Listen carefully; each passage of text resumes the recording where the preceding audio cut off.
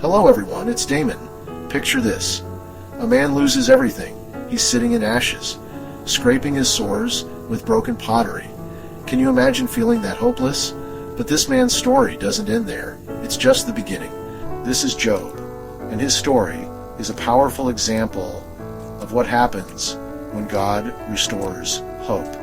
In the next few minutes, we're going to unpack his story and others like it, showing you how God can turn even the darkest situations around. And trust me, you're going to want to stick around for this. What you're about to learn could change everything for you too. Have you ever felt like you're stuck in a pit so deep you can't even see the light anymore? I mean, we all go through tough times, but sometimes it feels like the world is crumbling around us, right? It's crazy how quickly things can spiral out of control. You know, I was thinking about this guy named Job from the Bible. Can you imagine waking up one morning and losing everything you love in an instant? That's exactly what happened to him. He was sitting there scraping his sores, covered in ashes, wondering if things would ever get better. Talk about a rough day, huh? And you know what? Job's story isn't that different from what many of us go through today. It's like being lost in a massive, dark labyrinth. Every turn you take seems to lead you deeper into despair. You're exhausted, you're scared, and you're starting to wonder if you'll ever find your way out. Sound familiar? Well, you're not alone. I was reading some research the other day, and it turns out that a whopping 25% of adults have felt hopeless at some point in their lives. That's 1 in 4 people. And if you're dealing with money problems, those numbers go up even higher. Now, I don't know about you, but when I'm feeling down, it's like my whole world gets turned upside down. Everything feels harder, doesn't it? Even the simplest tasks can feel like climbing Mount Everest. And do not get me started on trying to pray when you are in that state. It's like your words are just bouncing off the ceiling, never making it past your own roof. But what if I told you that this darkness isn't the end of your story? I know it sounds crazy when you're in the thick of it, but stick with me here because I've got something incredible to share with you. You see, God has this amazing way of showing up when we least expect it. He's like the ultimate plot twister, turning our darkest hours into brand new beginnings. It's like he's got this special talent for restoring hope when everything seems lost. I was reading about this study by the American Psychological Association, and guess what they found?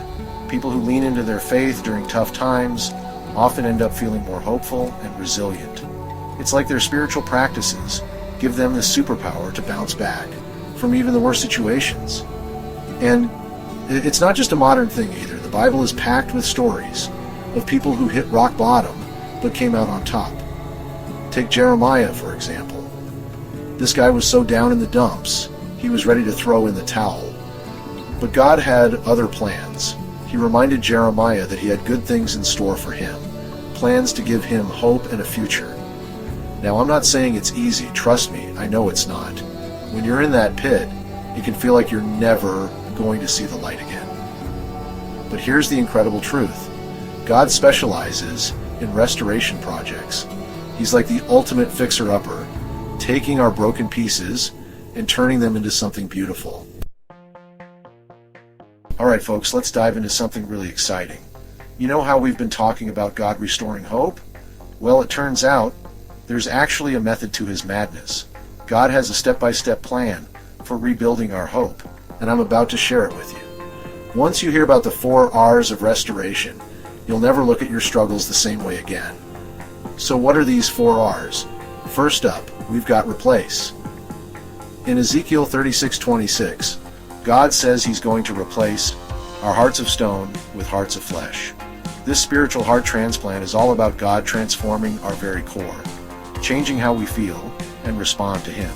Have you ever felt like your heart was hardened? The second R is renew, and it's all about giving our minds a complete makeover. Romans 12:2 talks about renewing our minds to figure out God's will. It's like God's upgrading our mental software so we can see things from his perspective. What thoughts do you need God to renew in your life? The third R is revive. It's like getting a spiritual jump start when your faith battery is running on empty. Romans 6:4 links this to Jesus' resurrection, saying, we get to walk in a new life. This revival isn't just about feeling better. It's about becoming a whole new person. The fourth R is return. And this is where everything comes full circle. Sometimes we drift away from God, thinking he's given up on us. But in Jeremiah 3:12, God actually invites his people to return to him. The creator of the universe is saying, come on back. I've got open arms waiting for you. Now, I know what you might be thinking. That sounds great and all, but does it really work?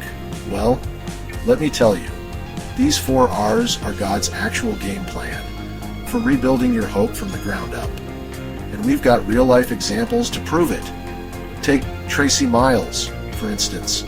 She went through some really tough times, feeling like hope was just a distant memory. But as she applied the 4 R's, replacing her doubts with faith, renewing her mind with God's promises, experiencing his revival, and returning to his loving embrace, she found her hope restored in amazing ways. And you know what? This isn't just a one-time deal. The Bible mentions restore over 136 times.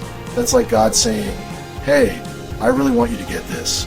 I'm in the restoration business, and business is always booming. But here's the thing. Restoration isn't always a quick fix. Sometimes it's more like a journey. In 1 Peter 5:10, we're told that after we've suffered for a little while, God will restore, confirm, strengthen, and establish us. It's like he's saying, hang in there, I've got a plan, and it's going to be worth it. So, are you ready to start your restoration journey with God? You know those times when it feels like God's gone totally silent? Like you're shouting into the void and getting nothing back? Well, get ready, because we're about to uncover a mind-blowing truth about hearing God's voice that might just change everything for you. Let's talk about those moments when you're desperately trying to hear God. It's tough, right? You're crying out for help, pouring your heart out in prayer, but all you hear is nothing. Just silence. It's enough to make you wonder if God's even listening anymore. But here's the thing, God's speaking, even in that silence. I know it sounds crazy, but stick with me. Think about the story of Elijah in the cave. Picture this. Elijah's huddled in this dark, rocky space, feeling totally alone. He's looking for God in the wind, the earthquake, the fire. But God shows up in the most unexpected way. A gentle whisper, so quiet Elijah has to strain to hear it. It's wild how sometimes we're so busy looking for the big, dramatic signs that we miss God's quiet voice. We're expecting fireworks and thunder, but God's there in the stillness, speaking softly. It's like when you're trying to hear something really quiet. You know, you've got to stop everything else and really focus, right? So, I want to know how to hear God's voice when everything feels chaotic? It starts with getting still. I know, in our crazy busy world, being still sounds almost impossible. But here's the secret. It's in those quiet moments that we can really tune into God's frequency. Now, I've got some practical tips for you. First, try setting aside a specific time each day for silence. Even just 5 minutes can make a huge difference. Find a quiet spot, turn off your phone, and just be still. Next, try journaling. Writing down your thoughts and prayers can help you recognize God's responses. It's like giving God some space on the page to write back to us. And here's a big one. Pay attention to the little things. A song lyric that suddenly hits different. A conversation with a friend that gives you a new perspective. These could be ways God's speaking to you. Remember, hearing God's voice is a skill. And like any skill, it takes practice. Don't get discouraged if it doesn't happen right away. Keep at it, stay patient, and trust that God wants to speak to you even more than you want to hear Him. So can you imagine how different your daily struggles might look if you started practicing this kind of listening? What if that silence you've been dreading actually became the place where you hear God most clearly? It's pretty exciting to think about, isn't it? Let's talk about something that could totally change your spiritual journey. You know how we often wait for God to speak or fix things? Well, what if sometimes God's actually waiting for us to take action? Here's the deal. God's restoration often starts with a simple act of obedience from us. It's like we've got the key to unlock his power, but we're not using it.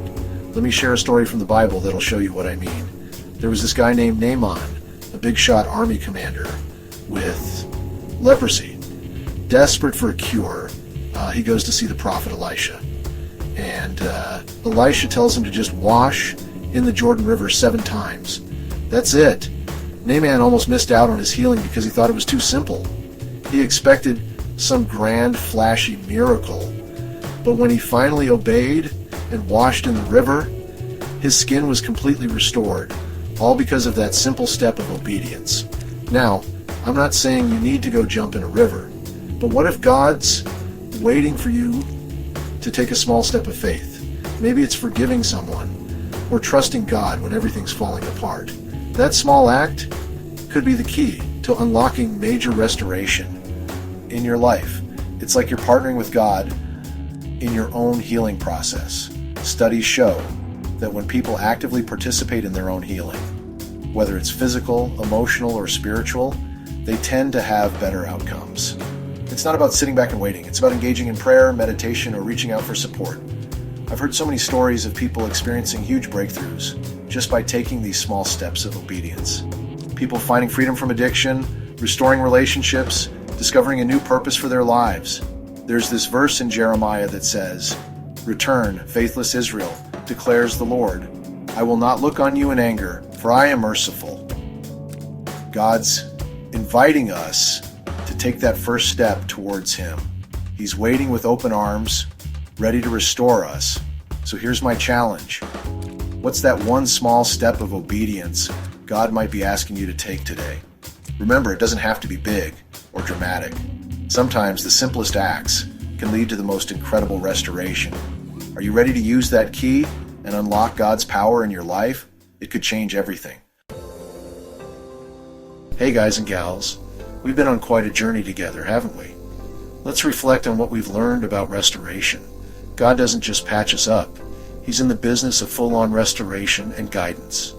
Remember Psalm 23 verse 3? He restores my soul. He leads me in paths of righteousness for his name's sake. This isn't just a feel-good quote. It's an invitation to something amazing. So here's my challenge to you. What small step will you take today towards God?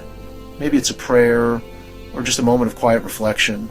It might seem small, but it could be the key that unlocks your restoration.